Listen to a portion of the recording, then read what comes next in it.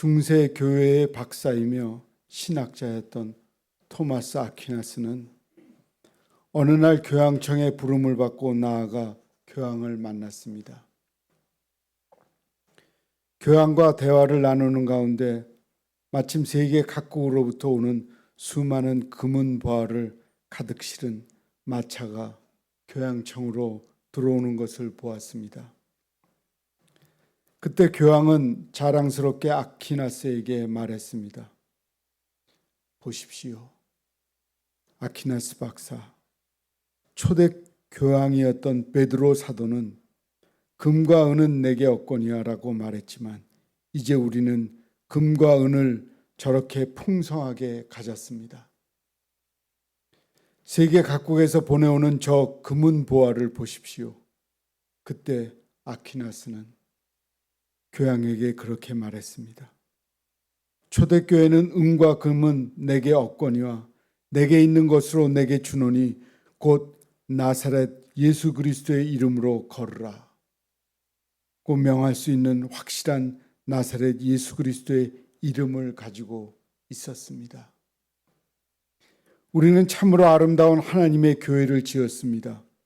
금으로 기둥을 만들었고 대리석으로 바닥을 꾸몄습니다. 실로 엄청난 하나님의 교회입니다. 우리는 땅도 많이 가지고 있습니다. 많은 건물도 가지고 있고 사람들도 많아졌습니다. 이제 은과 금은 우리에게 아주 많이 있습니다.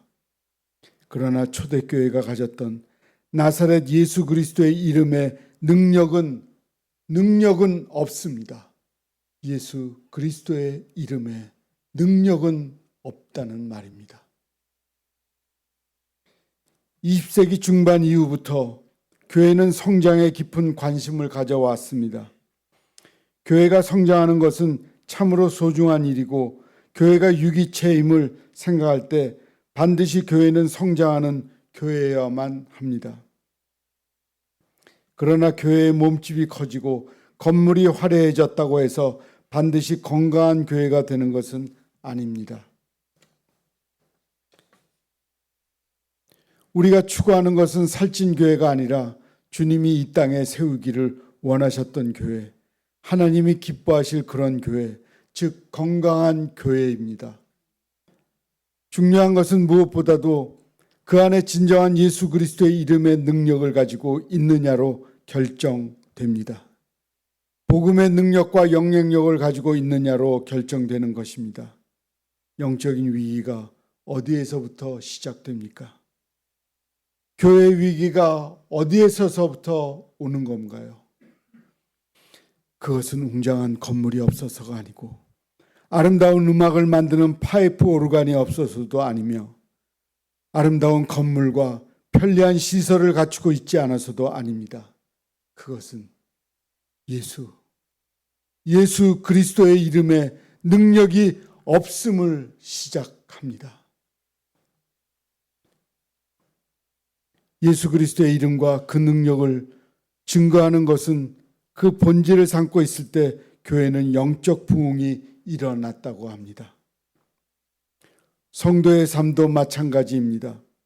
예수 그리스도의 이름의 능력, 복음의 능력을 상실하지 않을 때 승리의 삶을 열게 됩니다. 그 이름의 능력이 무엇입니까?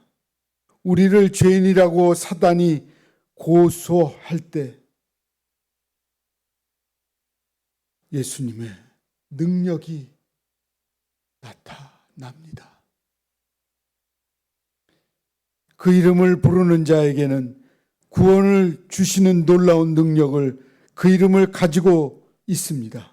그 이름을 부르는 곳에서 하나님의 자녀로 바뀌게 되는 하늘의 축복이 시작됩니다. 이것이 복음의 능력입니다. 고린도 교회는 그러한 복음의 능력과 함께 시작했습니다. 그 놀라운 은혜에 감격하여 모였고 어려운 여건 속에서도 믿음을 지키며 힘있게 성장하는 교회로 서가고 있습니다. 그러나 사도 바울이 떠난 이후로 교회는 한참 분열과 혼란의 시간을 경험했습니다.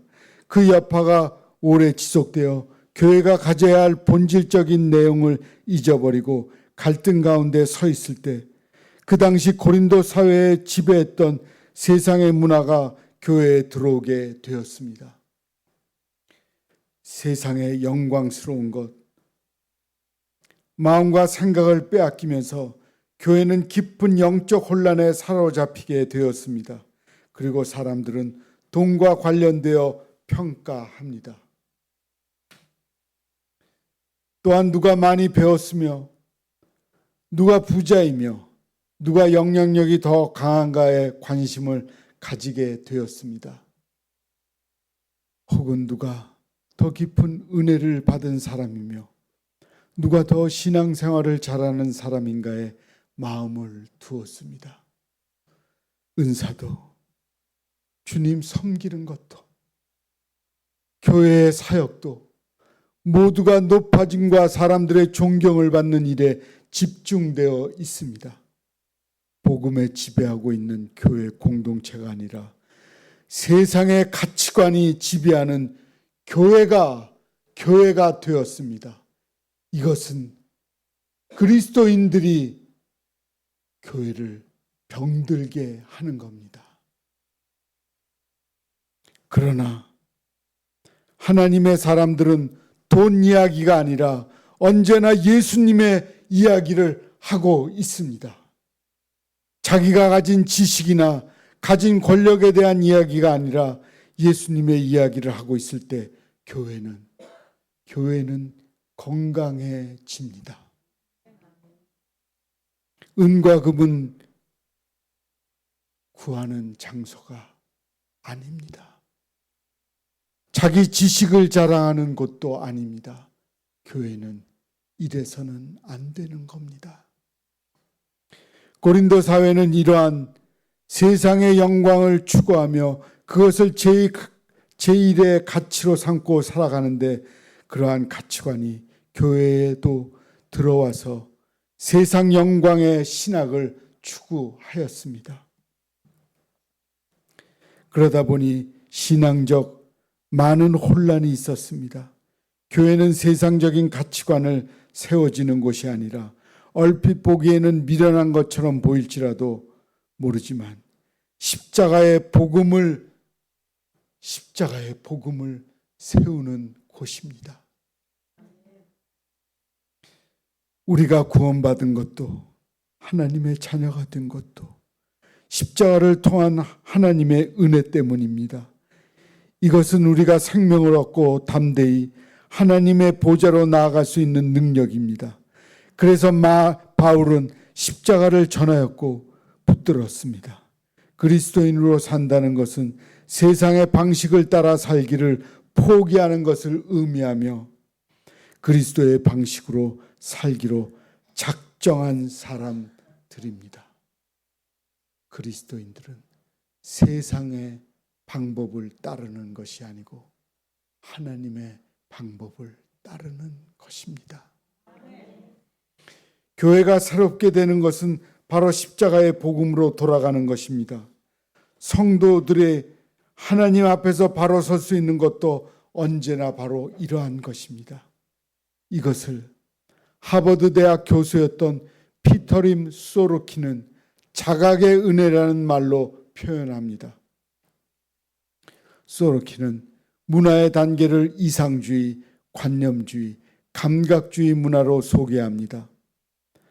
이상주의 문화가 영적인 차원을 가장 중요하게 생각하는 문화적 경향이라면 관념주의 문화는 영적인 차원을 함께 현세적인 가치관이나 필요도 중요하게 생각하는 경향입니다. 그 다음이 감각주의 문화인데 세상적인 가치를 가장 중요한 것으로 보는 문화입니다. 그는 감각주의 문화로 치닫게 되면 그 문화의 사회는 패망의 길을 걷게 된다고 주장합니다. 그러나 거기에 자각의 은혜를 받은 사람들이 있게 된다면 다시 소생할 수 있다고 이해합니다. 그 대표적인 것으로 소로키는 로마 문화를 이야기합니다. 오늘날 우리 사회도 감각주의 문화의 단계로 서 있습니다. 이러한 때에 한국교회가 깊은 관심을 가져야 할 것이 있다면 세상의 감각 문화를 도입하는 것이 아니라 고린도 사회를 향해 십자가의 복음을 전하였던 바울의 복음과 자각의 은혜를 받는 것입니다. 문화 번역을 위한 메시지의 목회 그리고 그리스도인의 삶이 나와야 합니다.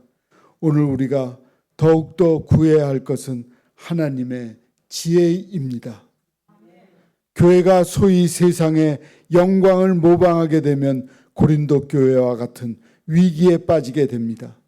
이것을 극복하기 위해서는 여러 가지 삶의 모습을 점검하지 않을 수 없습니다. 즉, 나는 하나님의 방법, 통치, 십자가의 은혜에 적셔진 삶을 살고 있는가를 살펴보아야 할 것입니다. 사순절은 나의 삶을 점검하고 교회를 점검하는 절기입니다. 나는 십자가의 은혜를 받은 사람으로 바로 살고 있는가를 점검해야 합니다. 그것이 바로 하나님의 은혜입니다.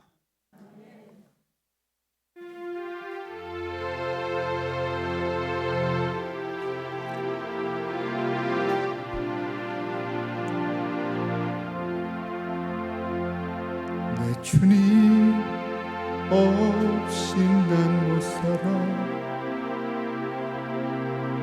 내 주님 없이 안 돼.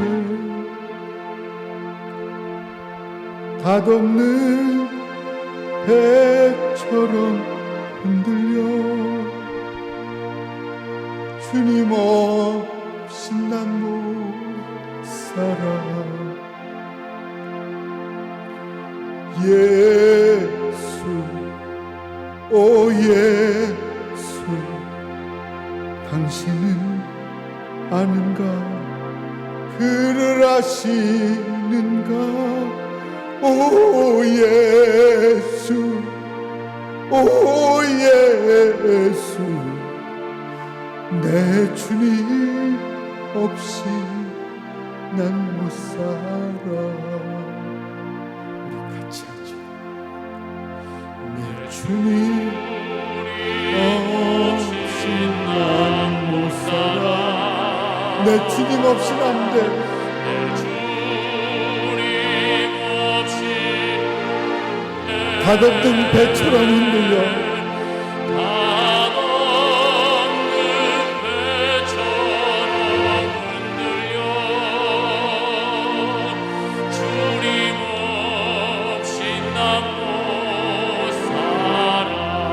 예수,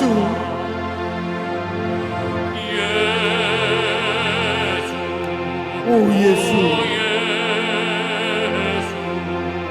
당신은 아는가? 그를 아시는가? 오 예수, 오 예수, 내 주님 없이 난 못 살아.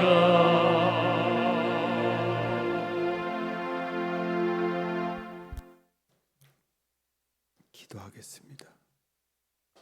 하나님, 우리는 주님이 없이는 못 삽니다.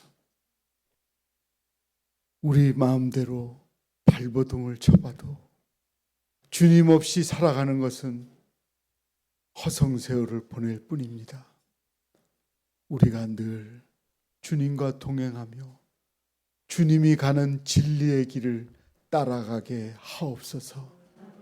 예수님의 이름으로 기도합니다. 아멘.